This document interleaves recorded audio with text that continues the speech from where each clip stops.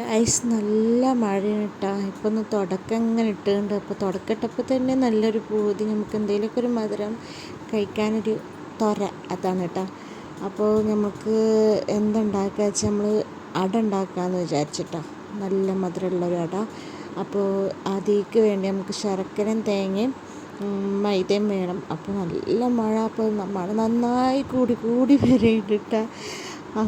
അപ്പം നമുക്ക് ആദ്യം തന്നെ നമുക്ക് മൈദ കുഴച്ച് വെക്കണം. മൈദ കുഴച്ച് വെക്കാൻ നമ്മൾ മൈദ എടുത്തിട്ടുണ്ട്. ഒരു 3 കയ്യിൽ പോട്ടെ, ഒരു വഴിക്ക് പോണ കാര്യമല്ലേ, അങ്ങോട്ട് പോട്ടെ. അപ്പോൾ ഒരു 3 കയ്യിൽ ലേശം ഉപ്പിടുക. ഉപ്പിട്ടതിന് ശേഷം കുറേശ്ശെ വെള്ളം ഒഴിച്ചിട്ട് നമുക്ക് നന്നായി മിക്സ് ചെയ്തെടുക്കണം. അപ്പോൾ ഞാൻ നമ്മൾ ആദ്യം തന്നെ ഇറക്കി നമ്മളെ കൈ കൊണ്ട് തന്നെ നന്നായി മിക്സ് ചെയ്ത് ഇതേപോലെ ആക്കി എടുത്തിട്ടുണ്ട്.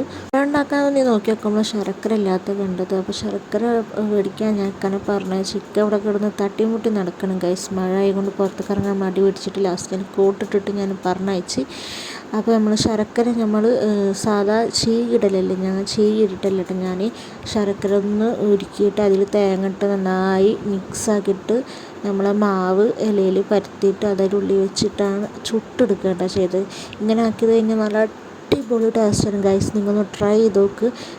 ഇഷ്ടപ്പെട്ടെങ്കിൽ നിങ്ങൾക്ക് എന്തായാലും കമൻറ്റ് ചെയ്യണം കേട്ടോ. അപ്പോൾ എന്തായാലും ഇവിടെ എല്ലാവർക്കും ഇഷ്ടപ്പെട്ടു, എനിക്ക് ഇഷ്ടപ്പെട്ടു. അപ്പോൾ അത്രയേ ഉള്ളൂ.